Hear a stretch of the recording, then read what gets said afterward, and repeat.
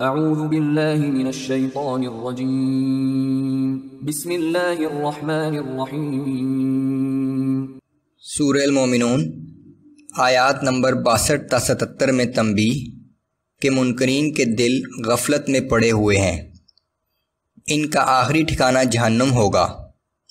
قرآن اور رسول کو پہچاننے کی بجائے کہتے ہیں کہ اس شخص پر جنون ہو گیا ہے۔ رسول اللہ صلی اللہ علیہ وآلہ وسلم ان سے کوئی معاوضہ نہیں طلب کرتے، وہ تو ایک سیدھی راہ کی طرف دعوت دے رہے ہیں۔ اگر یہ لوگ انکار ہی کرتے رہے تو ان پر عذاب نازل ہو کر رہے گا۔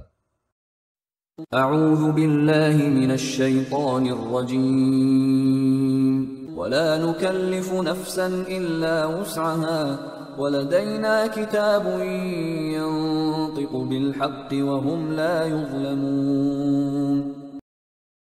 ہم کسی شخص کی طاقت سے بڑھ کر اس پر بوجھ نہیں ڈالتے، اور ہمارے پاس ایک ایسی کتاب ہے جو ہر شخص کے اعمال کا ٹھیک ٹھیک حساب بتاتی ہے، اور قیامت کے روز کسی شخص پر ظلم نہیں کیا جائے گا۔ بل قلوبهم في غمرة من هذا ولهم أعمال من دون ذلك هم لها عاملون۔ لیکن ان کفار کے دل اس حقیقت سے غفلت میں پڑے ہوئے ہیں، ان کے پاس اور بہت سے کام ہیں جو وہ کر رہے ہیں، یہ انہی میں پڑے رہیں گے۔ حتى إذا أخذنا مترفيهم بالعذاب إذا هم يجأرون۔ یہاں تک کہ جب ہم ان کے خوشحال لوگوں کو عذاب میں گرفتار کر دیں گے تو یہ آہذاری شروع کر دیں گے۔ لا تجأروا اليوم إنكم منا لا تنصرون۔ ان سے کہا جائے گا کہ اب آہذاری مت کرو، آج ہماری طرف سے تمہاری کوئی مدد نہیں کی جائے گی۔ قد كانت آياتي تتلى عليكم فكنتم على أعقابكم تنكصون۔ ایک وقت تھا جب ہماری آیات تمہیں پڑھ کر سنائی جاتی تھیں تو تم سنتے ہی الٹے پاؤں بھاگ کھڑے ہوتے تھے۔ مستكبرين به سامرا تهجرون۔ غرور و تکبر کرتے تھے اور اس کو افسانہ گوئی کا مشغلہ بناتے تھے اور اس کے متعلق بیہودہ باتیں کرتے تھے۔ افلم يدبروا القول ام جاءهم ما لم يأت آباءهم الاولین۔ کیا ان لوگوں نے قرآن میں غور و فکر نہیں کیا، یا ان کے پاس کوئی ایسی چیز آ گئی ہے جو ان کے آباء و اجداد کے پاس کبھی نہیں آئی تھی؟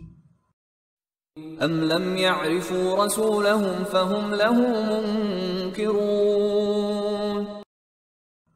کیا یہ اپنے رسول کو جانتے نہیں کہ وہ ان کے لیے کوئی نیا آدمی ہو اور اس لیے منکر ہو گئے ہیں؟ ام یقولون به جنہ۔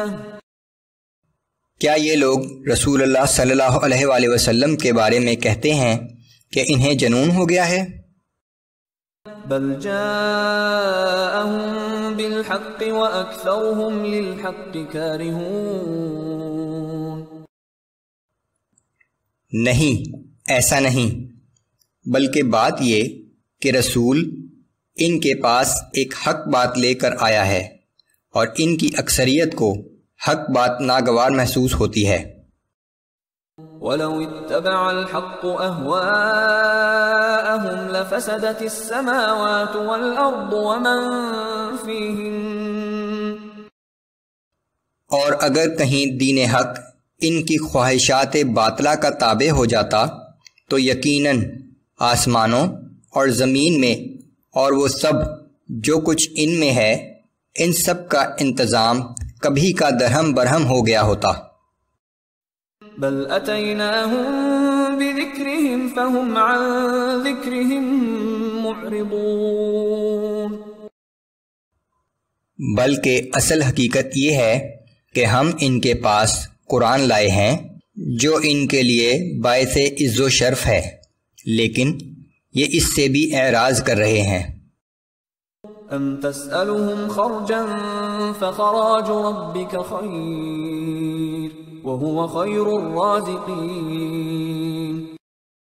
کیا حق بات پہنچانے کے لیے آپ ان لوگوں سے کوئی معاوضہ طلب کرتے ہیں؟ تو آپ کے رب کا اجر سب سے اچھا ہے اور وہ سب سے بہتر رزق دینے والا ہے۔